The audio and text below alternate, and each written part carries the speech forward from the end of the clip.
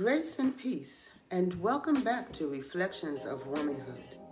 Today we continue our journey as daddy girls, reflecting on genealogy, legacy, and the women whose stories were almost forgotten. I have a vague memory of my Nana taking me to Opelika, Florida. She took me to meet her mother, Mamie Gussentana. Mamie had been born on a plantation owned by a Dutch family.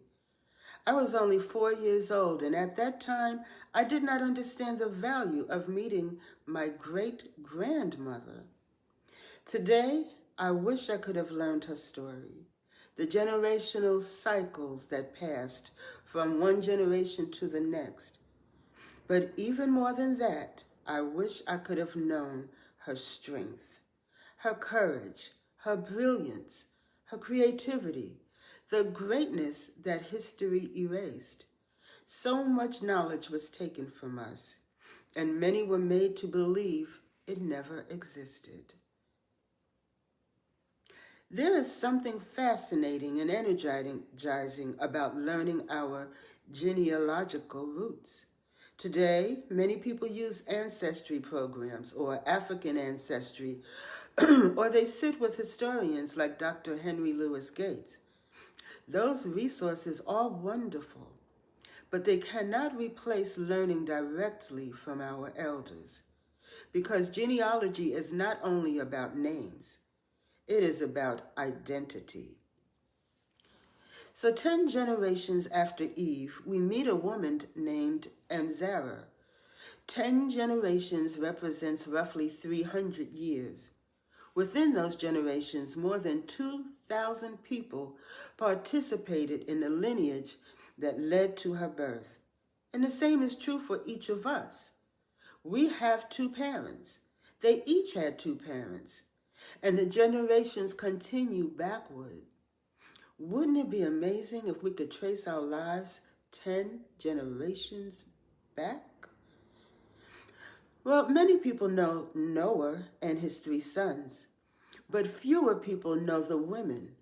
According to the Book of Jubilees, an ancient Jewish record recognized within the Ethiopian Orthodox tradition, Noah's wife was Emzara, Shem's wife was Sedeqetelebab, Ham's wife was Neeltamuk, and Japheth's wife was Adataneses. Life before the flood was described as a time of long life, rapid civilization growth, and increasing corruption.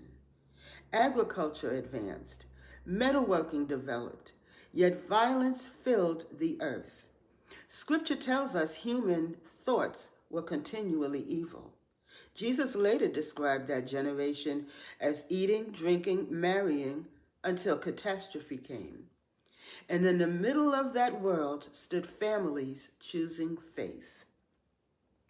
Now, these women lived lives defined by faith, labor, and endurance.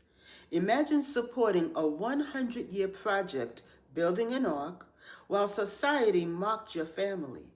They likely organized food, managed animals, and maintained family stability during a year-long journey across the floodwaters. They were patient women, faithful women, women who preserved humanity. Ezer Kenegdo. But an important question remains. How were genealogies remembered? How do we know what happened before and after the flood? After surviving, these women lived long lives. They taught their children and grandchildren and generations beyond them. They preserved history. They passed down lineage. They became the blueprint for documentation. Later scribes continued the practice. Even Noah's sons honored their wives by naming cities after them. These daddy girls helped me understand something important. Healing sometimes begins when we recognize we did not start with ourselves. We come from generations known and unknown. Parents, grandparents, aunties, uncles, invest time teaching children about civilizations and cultures. Read the books, research the histories, share the beauty, wisdom, and knowledge of those who came before. because their lineage may be connected more than they realize. Some things about our ancestors may never be fully known, but what God reveals belongs to us and to future generations. Here's a secret. The secret things belong unto the Lord our God, but the things which are revealed belong to us and our children. That's Deuteronomy 29, verse 29. There are many mysteries in every lineage, but God sees the whole story.